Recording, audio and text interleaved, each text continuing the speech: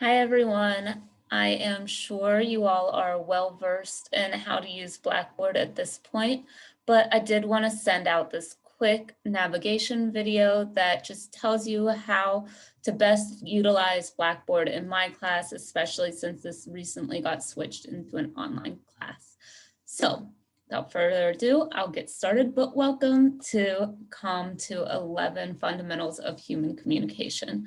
I'm excited about this semester. All right, so after you log in, obviously you click the class that we are in, Fundamentals of Human Communication. So when you click there, this is what you'll see. And I'm going to enter the student preview real quick so you know, so it looks exactly the same. So you can see announcements. I'll send out an announcement once a week so you know what to expect, tasks, all that kind of good stuff. But I want to focus over here. So you'll start with click here, first day. And what you'll want to do is click the start here button. From there, there's a lot of good information about this class, about what to expect, about me, all of that good stuff. And then this video will also be here once I'm done recording it. So the first thing you want to do is look through all of this stuff, take the mini test, and then do your introduction discussion. So mini test, pretty standard. If you get any kind of accommodation, let me know as soon as possible so I can update those mini tests for the rest of forever. And then introduce yourself. This will link you to the discussion. So as you can see here, the prompt is no longer necessarily there. So you can read it here, right? Or another way to do this would be to go up and click on discussions. And you can see the introduce yourself discussion prompt right there before you click in. Most of the time, you are going to have to create your own thread before you can see anybody else's. That way, original ideas are still pumping and we're getting the best out of all of you. So from there, let me click this week 7 real quick to show you kind of what a standard week might look like. It'll go through this table of contents. So this is your PowerPoint. You'll want to look through the PowerPoints because I'm not going to do a video lecture. Most of the time students don't actually listen to a whole video lecture and they're not very useful. So PowerPoints are right here. You'll click that to download it and then you'll have that available to you. Go through the next thing. This will send you to a website that is relevant to the content from the week.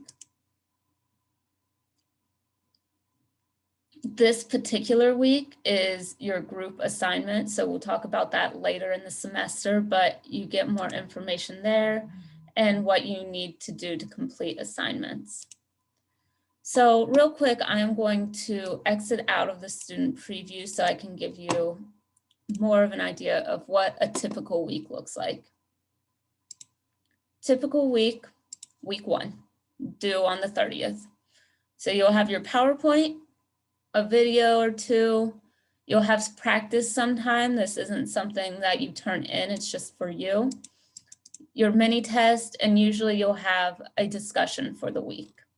So you'll work through each of those to complete each week. Like I said, discussions are over on the side if you want to look at prompts there.